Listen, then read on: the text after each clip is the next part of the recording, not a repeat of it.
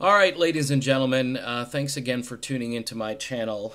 This is Dave, and we are again on the brink of more ridiculous foreign policy. And this clip that I'm about to play and do commentary on is the reason I am supporting Tulsi Gabbard for president. Listen to this guy. This is Brigadier General Anthony... Is it Tata? he is a Tata, and no offense to Tatas on that. He's retired, and apparently he writes books. He's the author of Dark Winter, and he's a former Clinton advisor. I mean, if there wasn't proof of a deep state that goes back, I don't know how many years, but I mean, this is Bill Clinton's former advisor. Let's listen to what he's got to say. Just incredible stuff. Secretary Pompeo saying that all of our diplomats have left the country. That's a key indicator of warning that there's a military option in the mix brewing. And in my point of view, what we really need to do, this is a humanitarian crisis of epic proportions. Okay, it's not just a humanitarian crisis, it's one of epic proportions. You might actually say the same thing about the inner cities here in the United States of America. Remember America First? What happened to America First, Donald Trump? Whatever happened to make America great again? Okay? All right, let's, I know a lot of folks don't like that slogan, but, you know, if you're going to make America great again, you have to kind of focus on America. Let's continue here. We've also got a nexus between Russia, Iran, and Hezbollah and Cuba there. Oh my gosh, okay. So we've got a nexus between Russia, Hezbollah, Iran, and Cuba. Right there. We've got a nexus of all of those folks, as Barack Obama used to say. All of those folks are a nexus. Okay, that's just... language that I don't quite understand. A nexus, I'm not sure what he's referring to. I guess it's a convergence of all things bad. Let's listen. You know, they are enemies of our nation, and we've also... Okay, they are enemies of our nation. Tulsi Gabbard, all the time. Cold War with Russia. Russia was in that list. Cuba was in that list. Didn't we just lift a bunch of sanctions on Cuba under Obama?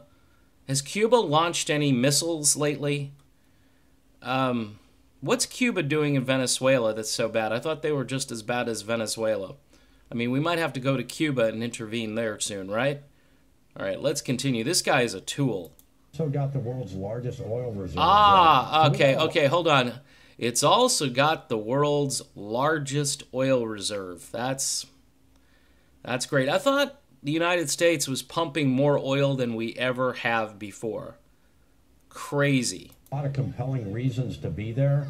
And so we need a sophisticated plan, much like we had in 1994 with the Haiti invasion, where we had a peacekeeping force on an air. He just used the word invasion. At least the guy is honest. We invaded Haiti. Does the word invasion sound like something that's good? I mean, if it's a humanitarian effort, why do we have to invade? I mean, if they're so welcome, you know, they're welcoming us in, why is the word invasion being used? Holy crap. Craft carrier offshore, and we had the 82nd Airborne Division in the air, and we had Colin Powell, Sam Nunn, and Jimmy Carter meeting with Cedras, the dictator, and it really was brinksmanship up until the 11th hour. And so something of... Okay, bipartisan brinksmanship, bipartisan invasion. Oh, it's a beautiful thing. Well, I'm not able to keep playing it for some reason. I ran out of bandwidth. And so something of the nature where we can come in and provide humanitarian relief. We've got the armed teeth of the 18th Airborne Corps that is bearing down... The armed teeth. I probably don't have to play this full clip. It's 3 minutes and 9 seconds long. But the armed teeth, I mean, is Venezuela, are they attacking anybody? Why do we need the armed teeth to remove the dictator? That's what Maduro. We got to get rid of him, and we're going to use the armed. Just incredible language here, and just I'm kind of speechless watching this because, in the last few weeks I've really researched what's happening, and to some degree I think maybe some of it is hyperbole, and then I watch this and I'm just dumbfounded. On Caracas and the very well-known places that Maduro hides out, we can target those pretty surgically. And then we need to protect Guaido, and we need to bring him into power, and we need to help in a very big way the Venezuelan people. That is the number one purpose here. And then the number two would be to get rid of Iran, Russia, Hezbollah, and Cuba out of that area. That's a 4-hour flight from the United States. Hold it. To get rid of. I mean, do we want to start World War III? I mean, this is incredible. Early on I said, gee, Donald Trump, he's going to be different. He's going to be different. He's just let go of the steering wheel. He was driving maybe for a while, or he was jerking the wheel back and forth with these people. He's just let the car go. He's not driving this car anymore.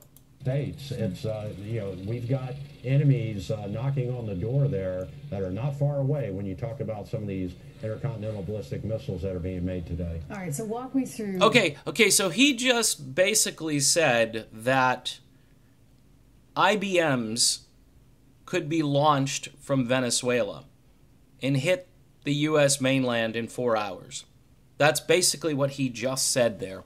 And that's why we need to go in there and overthrow the nexus.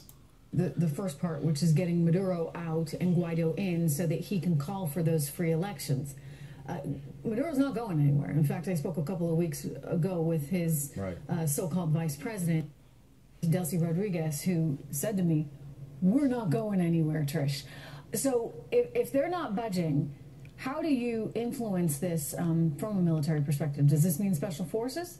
Yeah, I mean, he can watch the movie Oh Dark 30 and, figure out what happened to Osama bin Laden. He can... Oh, my gosh. Okay. All right. So we've now compared this guy to Osama bin Laden. Okay. Did this guy blow up the World Trade Center? Did he orchestrate 9/11? Did he do anything remotely close to Osama bin Laden? Wow. The American people, this is a brainwashing of epic proportions. This video is absolutely breathtaking to watch this. Watch what happened to Noriega. We have the capability to get in there and do what we need to do to remove Maduro. Obviously, it would be better to do that diplomatically, applying the diplomatic element of power there, with some diplomats going down there and negotiating with him and telling him it's a lost cause. So that's obviously the best method. They are trying that. They're trying that, but he needs to understand that a bullet to the forehead may be his way out of Venezuela. So, I mean, that's just the... Okay. All right, so we're going to assassinate the guy. We are going to assassinate this guy, Maduro. I'm just this is not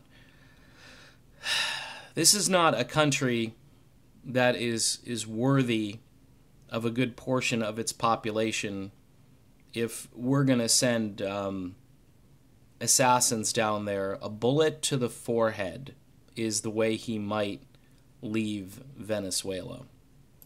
The bottom line, and we have that capability, and if we've removed our diplomats, that's a real key indicator warning that we're getting ready to tighten the screws on the Maduro regime. Wow, I'm just happy that clip didn't keep going. I just cannot believe the country that I live in right now, where the military has completely gone rogue, and they go rogue all the time. And here is just a stunning clip. Brigadier General Anthony Tata.